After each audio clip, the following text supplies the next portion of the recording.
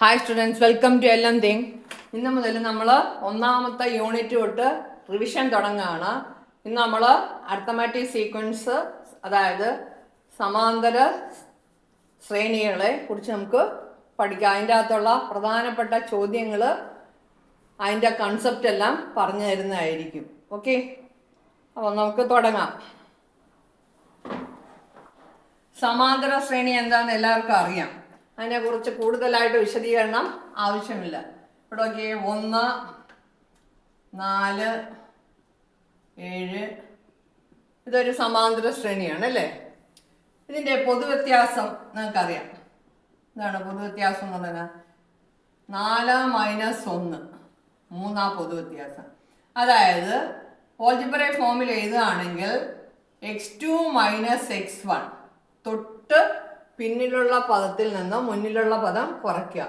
3-ാം പദത്തിൽ നിന്ന് 2-ാം പദം കുറയ്ക്കുക, 2-ാം പദത്തിൽ നിന്ന് 1-ാം പദം കുറയ്ക്കാം, 4-ൽ നിന്ന് 3 കുറയ്ക്കാം. ഇതിനെയാണ് നമ്മൾ കോമൺ ഡിഫറൻസ് എന്ന് പറയുന്നത്. അപ്പോൾ ഒരു സമാന്തര ശ്രേണി തന്നാൽ അരിത്തമാറ്റിക് സീക്വൻസ് തരികയാണെങ്കിൽ അതിൻ്റെ പൊതുവ്യത്യാസം നമുക്ക് കണ്ടുപിടിക്കാൻ കഴിയും. അതുപോലെ അതിൻ്റെ അകത്തുള്ള ടേംസും കണ്ടുപിടിക്കാൻ നമുക്ക് കഴിയും. ഇപ്പം പൊതുവ്യത്യാസം നമുക്കറിയാം. ഒന്നാമത്തെ പദം അതിന് A എന്ന് പറയുന്നു. അപ്പം ഇതിൻ്റെ അകത്ത് 10-ാമത്തെ പദം x10 എത്ര? ഇങ്ങനൊരു ചോദ്യം വന്നാൽ എങ്ങനെയാണ് ചെയ്യുന്നത്? ഇവിടെ നോക്കിക്കേ, 4 എങ്ങനെ കിട്ടി? 1-ാം പദത്തിൻ്റെ കൂടെ പൊതുവ്യത്യാസം 3 കിട്ടിയപ്പോൾ 4 കിട്ടി. 4-ന്റെ കൂടെ പൊതുവ്യത്യാസം 3 കൂട്ടിയപ്പോൾ 7 കിട്ടി. 7-ന്റെ കൂടെ പൊതുവ്യത്യാസം 3 കൂട്ടുകയാണെങ്കിൽ 10 കിട്ടും. ഇവിടെ എല്ലാം പൊതുവ്യത്യാസം കൂട്ടിയിരിക്കുന്നത് അല്ലേ. നോക്കിക്കേ, അപ്പോൾ 1-ാം പദത്തിൻ്റെ കൂടെ ഒരു പൊതുവ്യത്യാസം കൂട്ടുകയാണെങ്കിൽ 2-ാം പദം കിട്ടും. പിന്നെ 1-ാം പദത്തിൻ്റെ കൂടെ 2 പൊതുവ്യത്യാസം കൂട്ടുകയാണെങ്കിൽ 3-ാം പദം കിട്ടും. 1-ന്റെ കൂടെ 3 പൊതുവ്യത്യാസം കൂട്ടുകയാണെങ്കിൽ എത്ര? 4-ാം പദം കിട്ടും. അങ്ങനെയാണ് നമുക്ക് 10-ാം പദം കിട്ടണമെങ്കിൽ എന്ത് ചെയ്യണം? 1-ാം പദത്തിൻ്റെ കൂടെ എത്ര പൊതുവ്യത്യാസം കൂട്ടണം? 9. അതായത് ഇത് 1, 3, 4. അപ്പോൾ ഇവിടെ 1 പോയി, പിന്നെ എത്ര പൊതുവ്യത്യാസം കൂട്ടണം? 10-ൽ നിന്ന് 1 പോയാൽ പിന്നെ 9. 1-ാം പദത്തിനോട് 9 പൊതുവ്യത്യാസം കൂട്ടിയാൽ നമുക്ക് 10-ാം പദം കിട്ടും. ഇവിടെ 1-ാമത്തെ പദം ഏതാ? 1. പൊതുവ്യത്യാസം നമ്മളിപ്പോൾ കണ്ടുപിടിച്ചെത്ര? 3. ഇപ്പം എത്ര? 1 + 9 27, 28. അപ്പം ഈ ശ്രേണിയിലെ 10-ാമത്തെ പദം നമുക്ക് എത്രയാണെന്ന് കിട്ടി? 28 എന്ന് കിട്ടി. ഇതുപോലെ ഈ സമാന്തര ശ്രേണിയിലെ എത്ര പദങ്ങൾ വേണമെങ്കിലും നമുക്ക് കണ്ടുപിടിക്കാം. അങ്ങനെയാണെങ്കിൽ അതിൻ്റെ ബീജഗണിത രൂപം എന്തായിരിക്കും? n-ാം പദം എത്രയായിരിക്കും? 1-ാം പദം പ്ലസ് 1-ാം പദം. നമുക്കിവിടെ A കൊടുക്കാം, 1 കൊടുക്കണ്ട, A കൊടുക്കും. 1-ാം പദത്തിൻ്റെ കൂടെ ഇവിടെ എത്ര? 10 വന്നപ്പോൾ 9 അല്ലേ. അപ്പോൾ 1-ാം പദവും 9, 9 1 10. അപ്പോൾ n വരുമ്പോൾ 1-ാം പദം A എഴുതി. ഇനി എത്ര പൊതുവ്യത്യാസം? n-ൽ നിന്ന് 1 കുറയുന്നത് n- ഇതാണ് n-ാം പദത്തിൻ്റെ n-ാം പദം കണ്ടുപിടിക്കുന്ന ബീജഗണിത രൂപം. xn = a + n - 1 × d. അപ്പോൾ ഇതാണ് ഒരു സമാന്തര ശ്രേണിയുടെ n-ാം പദം കണ്ടുപിടിക്കുന്ന രീതി. 1-ാം പദവും 2-ാം പദവും ഒക്കെ നമുക്കറിയാം. ആ ശ്രേണിയിലെ ഏതെങ്കിലും പദം 10ഓ 20ഓ ഏത് വേണമെങ്കിലും ചോദിച്ചാലും നമുക്ക് എന്ത് കണ്ടുപിടിക്കാൻ പറ്റും? ആ പദങ്ങൾ ഏതാണെന്ന് കണ്ടുപിടിക്കാൻ പറ്റും. ഉദാഹരണത്തിന് പരീക്ഷിക്കുന്ന ഇങ്ങനെ ഒരു ചോദ്യം വന്നിരിക്കുന്നത്: xn =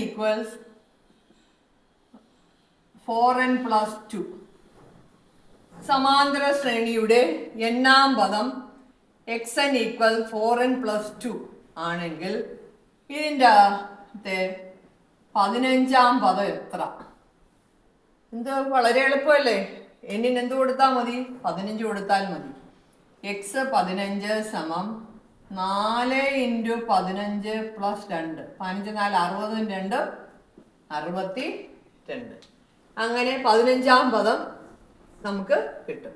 അപ്പോൾ ഏതൊരു ശ്രേണി തന്നാലും അതിൻ്റെ പൊതുവ്യത്യാസം കണ്ടുപിടിക്കാനും അതിൻ്റെ അകത്തെ പദങ്ങളുടെ എണ്ണം കണ്ടുപിടിക്കാനും എന്നാം പദം തന്നാൽ പദം കണ്ടുപിടിക്കാനും നമുക്ക് അറിയാം. അപ്പൊ ഇതുപോലെ ഈ ശ്രേണിയിലെ ഒരു പദമാകുമോ എന്ന് പറഞ്ഞൊരു ചോദ്യമുണ്ട്. Is 100 a term of this sequence? Term of this sequence, അതായത് 147. അപ്പം ഈ സീക്വൻസിൽ 100 ഇങ്ങനെ എഴുതി പോകുമ്പോൾ 100 ഇതിൻ്റെ അകത്തുള്ള പദമാകുമോ എന്നാണ് ചോദിച്ചിരിക്കുന്നത്. അപ്പം 100നെ നമുക്ക് എന്താണ് നോക്കിക്കേ, എല്ലാ ടേമിനെയും പദങ്ങളെയും പൊതുവ്യത്യാസം കൊണ്ട് ഹരിക്കുമ്പോൾ നമുക്ക് എന്താ വരിക നോക്കിക്കേ. 1 ഇവിടെ തന്നെ എഴുതാം അല്ലേ. 1നെ പൊതുവ്യത്യാസം 3 കൊണ്ട് ഹരിക്കുന്നു. അപ്പോൾ എന്താ, 1 പോത്തില്ല, 0 0 ശിഷ്ടം 1, റിമൈൻഡർ 1 വരും. ഇനി രണ്ടാം പദത്തിന് നോക്കിക്കേ, 4 3 കൊണ്ട് ഹരിക്കുക, ഇത്ര 1 3 3 ശിഷ്ടം 1. 7 3 കൊണ്ട് ഹരിക്കുക, 2 3 6 ശിഷ്ടം 1. അപ്പൊ ഈ തന്നിരിക്കുന്ന ശ്രേണിയിലെ എല്ലാ പദങ്ങളെയും പൊതുവ്യത്യാസം കൊണ്ട് ഹരിക്കുമ്പോൾ ശിഷ്ടം നമുക്ക് 1 കിട്ടുന്നത്. അതുപോലെ നമുക്ക് 100നെ ഹരിച്ചു നോക്കാം. 100നെ 3 കൊണ്ട് ഹരിക്കുമ്പോൾ ശിഷ്ടം 1 വരുന്നതെന്ന് നോക്കാം.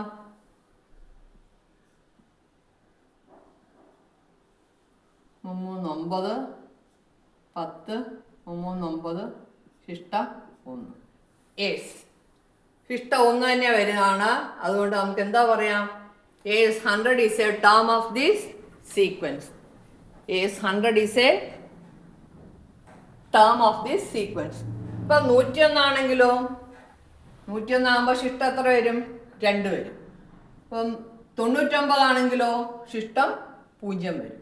അപ്പം 99 101 വന്നാലൊന്നും ഈ ശ്രേണിയിലെ പദമല്ല. Is 100 a term of this sequence? Yes, 100 is a term of this sequence. If we divide the number by 100 by the common difference, remainder is 1.